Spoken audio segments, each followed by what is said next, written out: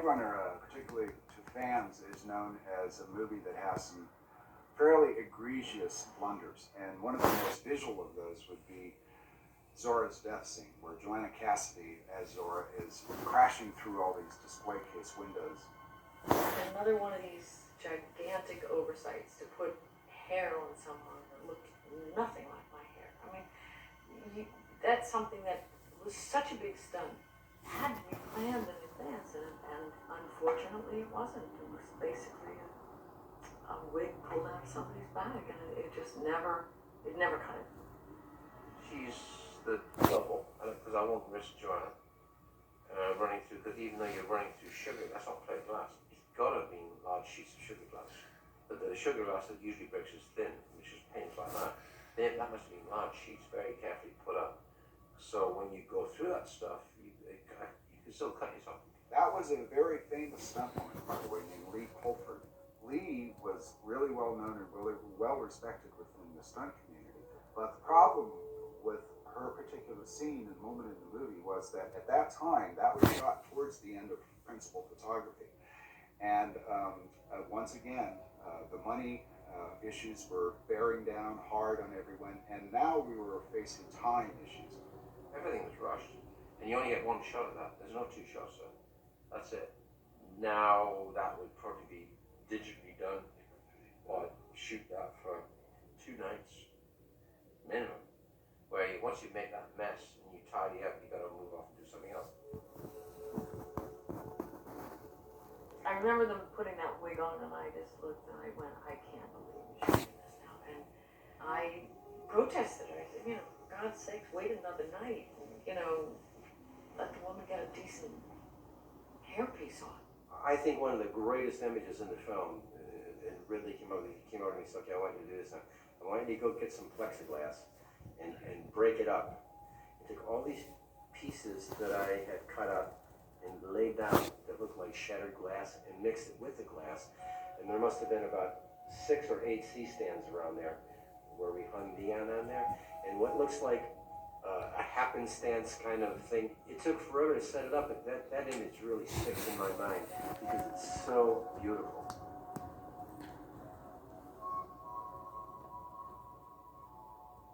That time I was laying down, I was upset. It's like I saw York and those guys on Ridley and on Dealey, and it was not pretty. I didn't have much to do with them and didn't see much of them. I know until we started getting behind schedule. I know Bud Yorkin was the guy, who used to come down on the set. And in particular, I remember one night when we were shooting, which was a difficult sequence, Zora getting shot. And I remember Bud Yorkin was down there just wanting to know expletives apart, why we were going so slowly and what the hell was going on, and pointing his finger pretty aggressively at Ridley. As a director, I really had empathy for what he was going through, and I knew it was a huge task and so forth. I never liked the idea of producing. I only produced in my life 2 pictures that I produced and didn't direct, and it's very frustrating for anybody who's a director. Directors don't want to just produce because they're watching another director work and they can say, God, come on, move it, or change that, or why are we arguing? I think Bud secretly wanted to direct it himself, and if he had, it'd be obviously a very different movie. There was conversations like that led nowhere because we stood by Ridley and said, you gotta finish the movie. That's what we bought. That's what we're paying for. They would say the suits are coming in, and you'd see the suits, and then he would just look over, he'd just keep going whatever he was doing, and they'd say, well, we're gonna have such and such a meeting, whatever. Then we'd break for lunch, and you'd see them all go in, and everybody going, that's it, you gotta tell them, they're gonna shut down, they're gonna shut down, they're gonna shut down. And I used to think, I knew it, I used to always to myself, I never said, and you'd see Ridley go in, and he'd come out, and it must have been like a 12-round punch-up, but he came out, he wasn't budging. I was warned a couple of times to speed up. That's fine. I said, I will speed up if I can, but unfortunately, these are big setups. I came on at the end of the movie, the pressure was unbelievable. I don't know how Ridley made it through. I mean, I guess he just toughened up and just, as he can do, and just put one foot for the other. He was not about to let anyone stop him. There were a lot of people on Blade Runner, looking around watching, because it was taking a long time to shoot it, and they were all money people coming and saying, you can't, really would not give in. Basically, they couldn't break him, and he was breaking them, and no one knew what the hell was going on except Ridley. And he wanted to do what he had to do. Remember George C. Scott and The Hustler. I'm talking about money. Whatever. You owe me money. I think we went through that 20 million. We went through the $20 million, and all of a sudden. Money. Whatever. You owe me money. I think we went through that 20 million. We went through the $20 million, and all of a sudden somebody's tapping on your shoulder and saying. So then you start paying a little closer attention when you have to start writing the checks yourself, so to speak. He's completion guarantor, and they put a lot of money into a movie. If you try to see it from his point of view, what the hell was going on? Why were we so far behind schedule? We're supposedly, professional filmmakers, etc. I was concerned about the budget, but I knew that Terry and Bud were on completion. I mean, not that I wanted to go into their completion, but we were as safe as we had to. I would never ever deliberately ignore a budget and just say, fuck it. Let's just spend the money. I just don't function that way. It drives me crazy to go to the budget. I hate that. For me to go to a schedule, I hate that. And I think one of the important things is when you're shooting, particularly from my point, I'm one of those directors who always must be told where I am financially, what I've got to do, but be told early enough so I can do something about it. My job is to get what I promise I'm going to get. And that's why it was good for any investor, as they probably would have discovered by now.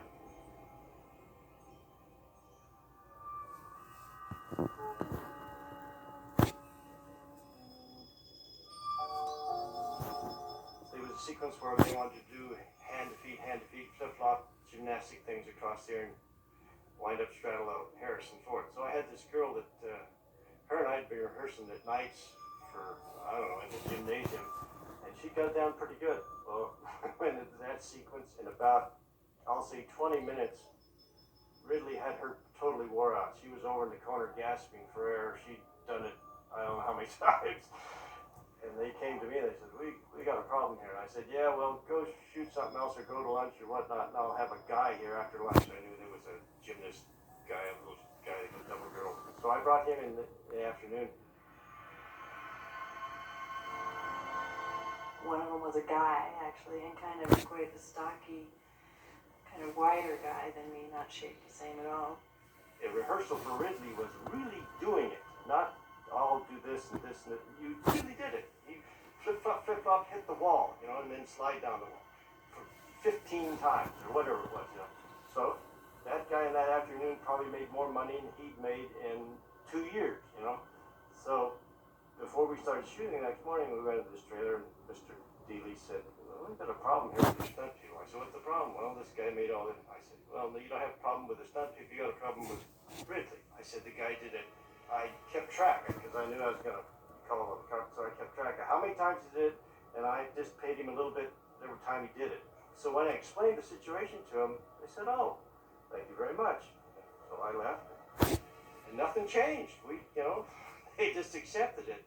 Harrison insisted that, when I'm supposed to be shoving my fingers up his nose and lifting his head up and throwing him back down, that I actually do it, like I was like trying to sort of gently, and pretend, and he was like, no, you gotta just do it. And his nose was bleeding, and it was gnarly, but, this is sort of the only way to do it is just to go for it. And at one point, actually, we had to do sort of a reshoot of some of my close-ups, and I was really stunned because it was a gnarly fight. I was really fighting, and I was, sure, really hurting Harrison as well. And he really wanted me to be, grimacing and mugging and, And so we redid the close-up of it so that I could be, looking a little more horrific, I guess. It was a place where she's sitting there all froze up in this real skin-tight outfit. And she kept trying to kick Harrison. She had to kick Harrison or kick him away or something. It didn't work for Ridley. And Ridley said, Combs, you get in the outfit. Well, you know, it was a girl's tight knit. I made him pull the dressing room right up the back of the stage, and I said, "Okay, now I'll get the outfit, and I'll get right here, and don't nobody laugh." And as soon as I kick Harrison, I'm going back out in the dressing room. So, yeah, I did the kick for Daryl. It was terrible. What I did that wasn't in the film. I was supposed to be sort of frozen, and there were all these rats crawling all over me. And I was kind of freaked out about the idea of working with rats because I'd never really been around rats before. And then they told me that the night before we were supposed to shoot, they left the water drip in the terrarium on, and it had accidentally overfilled and filled the terrarium. And my compassion, came out. I felt so bad for the rats that suddenly I wasn't afraid of them anymore, and so I had them crawling all over me. And I think that was actually the only thing that we shot that didn't end up in the movie.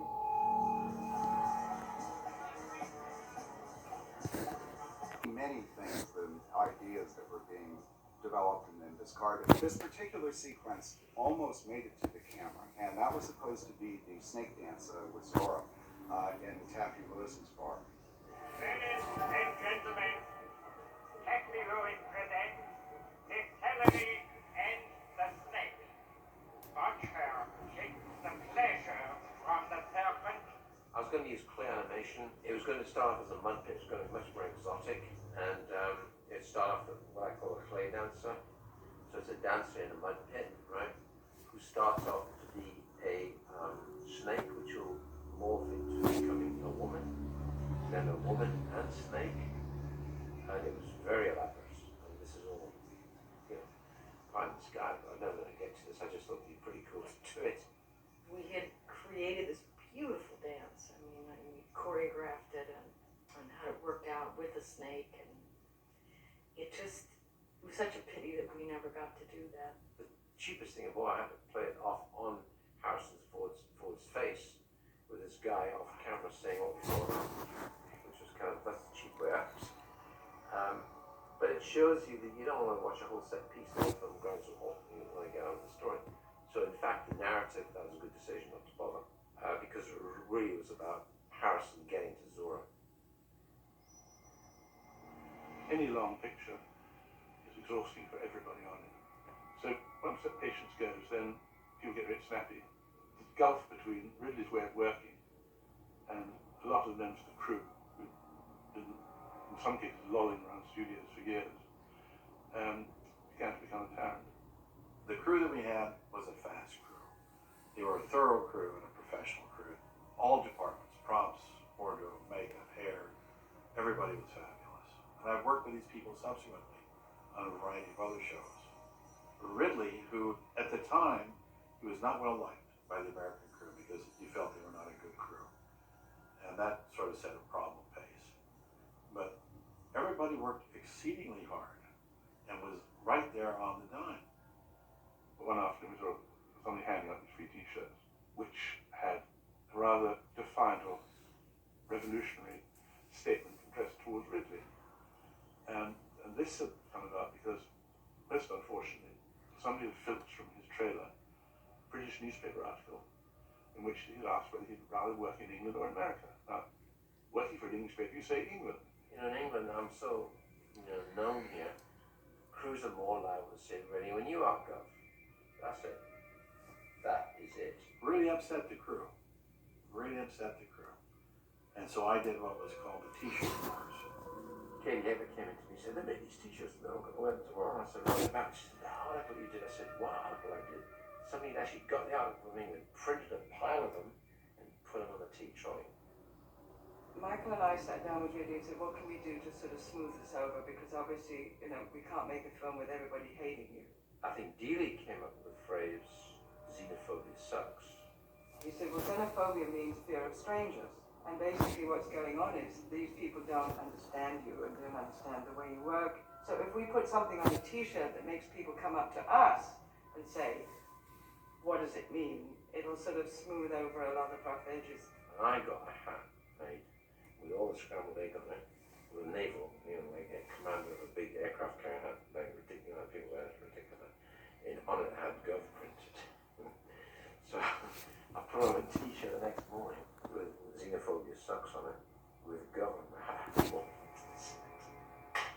I bought and paid for the t-shirt. And so I put mine on, went to walk out the trailer door, and who's the first one to see me? Redley. And he had his t-shirt on, the xenophobia sign, so it was a standoff, but it helped release some tension. And said, right, morning Harrison, we're going to do this. There was this. There was all these people standing there in their shirts, which I completely ignored. I didn't say a word about it. And they came to me. We got on with the first scene with all us wearing this ridiculous gear. And about mid-morning, this t-shirt started to disappear. By lunchtime, it was all gone. These were guys, you know, all one's friends. You know, I couldn't think of a crew member that wasn't doing his absolute best, but suddenly this story spread around like wildfire, and just they all decided, you know, they'd had enough. Ridley was, you know, kind of stern a lot, but for me, being a new guy at it, I didn't care about any of that. I just like so happy that I had a chance to work with him. I never got involved in any of that t-shirt. I wouldn't have worn a t-shirt. I would have been too embarrassed because I thought it was like stupid, you know, to display that kind of behavior, and it just slowed things down. You get all sorts of talking behind the scenes, and here's this foreign director, who the hell does he think he is? You know, these liners are over here, and this, that, and the other. They were tired, and you could see that they didn't feel appreciated. You know, I would say to Ridley, go talk to these people, for God's sakes. Tell them how great they're doing, because you know, everyone is devoted to you, but they're devoted through fear. The only way you knew if you were working was if you got a call sheet at the end of the day and your name was still on it. Because people just all the time disappeared. On the property room door, there was a list of people who said they'd had enough and they quit. And we kept a roster of everybody who quit the film. It can be tough on a set, and it can be long hours, and I remember some pretty long hours on that show. So what? I'm sorry, but you know, sometimes our work is grueling, and I don't think PR is there for, you know, to whine about, you know, it destroyed my life. It was so grueling. It was a tough shoot. We were doing something very special. To most of the crew, this was just a job. To a few of us, this was special. This was really, it was magic time. There was tension from time to time, and there were times when there wasn't. I think every big, ambitious movie has tension involved. Eventually, we shot that sequence on the back lot of Warner Brothers with the jump from one building to the other in a building that we could move around and position the way we wanted. You know? I laid out the distance of the building, and I jumped it on the ground many, many times, and it was fine. And I put a rope on the other side that was blended into the building where you couldn't see where I could get a hold of the rope and hang on to it. And then we got all ready to do it. Again, it was at night, and it was smoking, and it was raining, and it was a mess. They kept coming up to me with this Hudson spray gun. They kept spraying me with this thing and trying to make it look wet. Well, they just suck it in and it wouldn't look wet. The guy'd come back and wet me again, you know, and really say, make it look wet. Well, finally, I run him off. I said, quit it. This thing weighs 50 pounds, you know. I mean, it just weighted me down. So, come time to do jumping, I made long run and made the jump. And I was about halfway, and I could see I wasn't going to make it, you know. And the best thing I could do, I threw out my arm and I hooked one of these rafters under my arm, and that kept me on the building. They liked it so well, they wanted me to do it 2 or 3 more times. I can't remember. But so every time I'd have to hook my arm. I had a big bruise under my arm, but you know, it made the job. I had a great rapport with stunt guys because of this, you know, because I ride horses, I fence, I do some martial arts and that sort of stuff. And I always watch them, see how they prepare, watch what they do. It might have been 30 feet from the floor to the top, so we had an airbag at the bottom, so if you didn't make it, and if I remember correctly, the guy that doubled Rutger, the first jump he made, he didn't make it. He hit and bounced off and went to the airbag. Another stunt guy comes in, he does the same thing. And now we're at 5 o'clock in the morning, we have been an hour, and I'm saying to Ridley, if you put the building and the building wears on wheels, if you give me a foot closer, I swear, you know, it's not a problem for me, I can do this. And he's desperate right now, so he goes, And then, you know, we did one take and I jumped. Rutger just did one big bargee hop. He went from with a dove in his mouth. Because he came, he said, I thought the silver pieces is okay. And I'm going, yeah, God, the light's getting blue. What if I take a dove with me and then when I die, I just hold on to the dove for the last bits. And then when I die, I just let it go. And that's it. You know, end of story. And then the dove can act for me. And he said, well, interesting, but let's shoot it two ways. That was sort of the visual part of, you know, death. There was a real page of opera talk that, you know, is bad in any script. I don't care how you look at it. And this was high-tech speak that had very little bearing on anything, you know, that the movie had shown me before. So I just put a knife in it. And I did this at night, and I didn't know if Ridley was okay with it. Where that, you know, this is his death scene coming up, this is his kind of moment, and they suddenly start getting pretty tenacious about what they want to shoot and what they want to have covered. And I think he was, you know, he was quite demanding at that time of Ridley. I came up with, you know, two lines that had some sort of off-worldly feel to it and some poetry in it. And then I came up with the line at 4 o'clock in the morning, all those moments will be lost in time like tears in rain. And I brought it to the set and really liked it.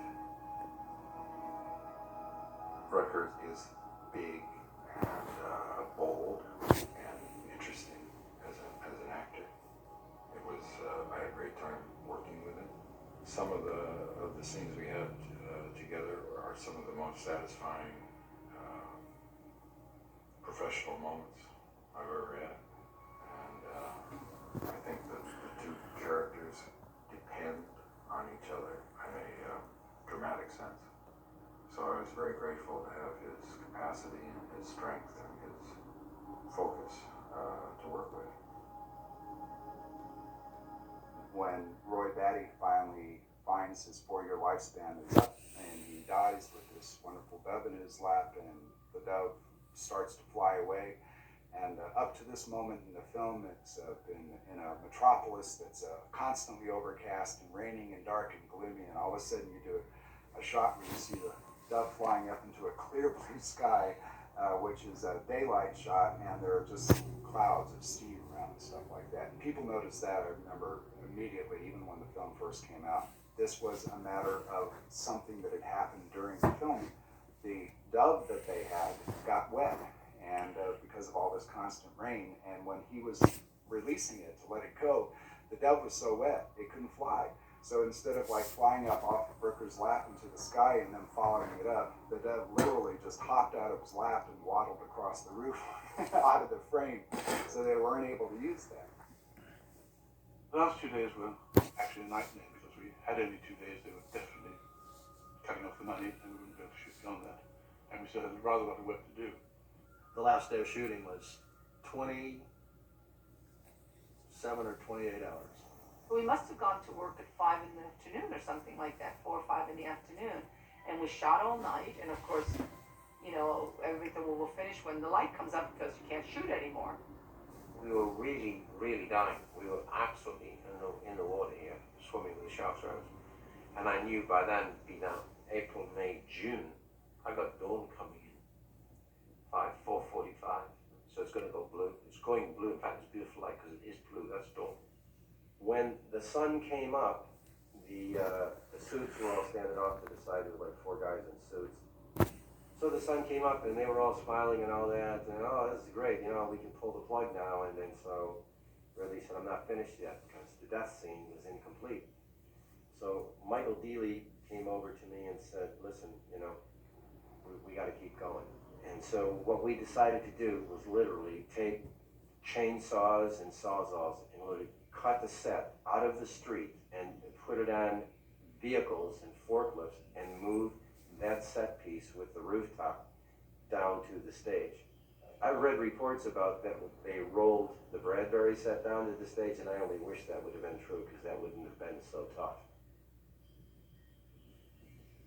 Everybody was just beat. And we still had all the wet, all the dirt, all the smoke, everything going on. And when we finally cut on the last shot, it was, from top to bottom, it was, let's get out of here. And everybody walked away.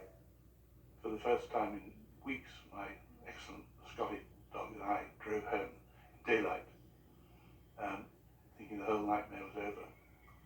But we were not aware of what was lurking in our mailboxes next day, which was a communication from the lawyers representing Perenchio and Yorkin, invoking their right, since we were 10% over budget, to discharge us from the picture. In fact, it was funny, I didn't know why they did that. I didn't have the right to, and I think it was done out of pique. I think that Perenchio was so cross with us because he'd had to pay up on his guarantees for completion, for which he's being paid a minute and a half, that he wanted to punish us. We went over budget, needless to say. It was quite a bit over budget, and it was just one of those things that happens, I guess, in motion pictures, and particularly in one that was as difficult as this was to make. And a big part of that was the cost of special effects, and also the fact that Ridley was taking, he'd do 30 takes or something. When they wanted to remove Ridley from the film, I said, wait a minute, there's no way. He's got to finish this film because we bought a Ridley Scott film. We'll persevere and take down the budget as best we can. We had meetings about special effects shot, we moved this one or that one, and really, quite frankly, didn't get all the stuff we wanted to do. Quite honestly, what happened was we had the right to edit the film, and there were things that I wanted to take out, and not only me, but other people that were involved. And the picture was running very long at that time. And that became very difficult for us because I remember Jerry Perenchio coming in and saying, now we can put this film exactly how we want it. And I said, well, that won't be too easy because everything has been broken down because I'm working with the sound crews at the time, which it hadn't. But I were trying to sort of tap dance around this situation because I knew they really would come back.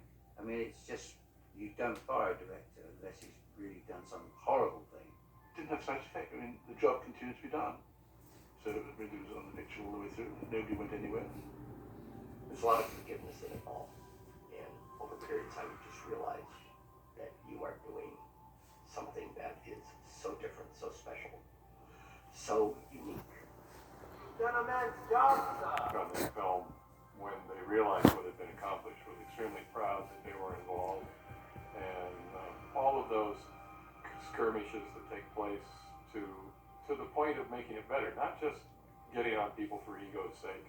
Because I don't really think Ridley does that. He doesn't deal directly with ego. He deals with what's going to be the best damn thing we can put on the screen.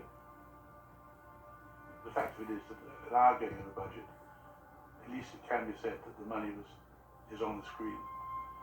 No doubt. It's not the usual thing of just planning. It's just that it's up there.